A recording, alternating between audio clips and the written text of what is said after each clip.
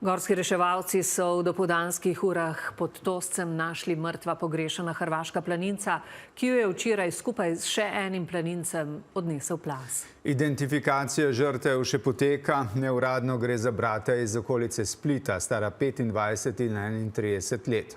Našli so jo tudi s pomočjo lokacije mobilnega telefona, ki jo je ponoči sporočila družina enega od ponesrečenih planincev.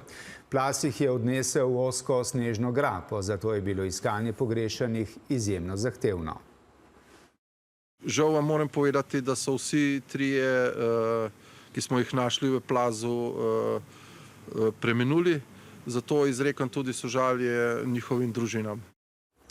Misli še zbiramo, prizori in občutki so še zelo živi, njih bomo še nekaj časa premlevali, so po reševalni akciji zapisali bohinjski gorski reševalci. Ob tem znova opozarjajo, premislite, kdaj, zakaj in kako se odpravljate v hribe. Urša Vrečar. Ob 7. uri zjutraj so se gorski reševalci najprej odpravili na Uskovnico, od koder jih je helikopter odpeljal na pobočje Tosca. Svojci enega od hrvaških planincev so po noči sporočili lokacijo njegovega mobilnega telefona in gorski reševalci so se danes osredotočili prav na to mikrolokacijo. Okoli pol 11. ure dopoldan so reševalci našli prvega planinca, dobre pol ure kasneje še drugega. Eden se je nahajal meter globoko v snegu, drugi pa več kot meter pa pol. Gre za brata stara 25 in 31 let, neuradno iz okolice Splita.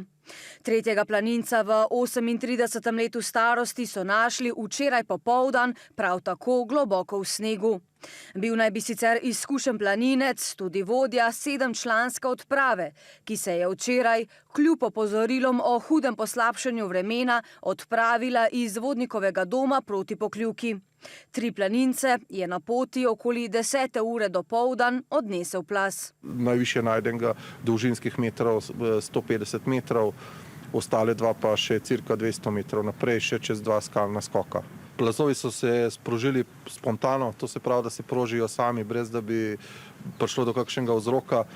Moramo vedeti, da je ta področje dosti travnat in zemlja je bila še sorazmerno topla in se sneg ni sprejel s podlago. Takoj so utrpeli zelo hude poškodbe, je sporočila policija.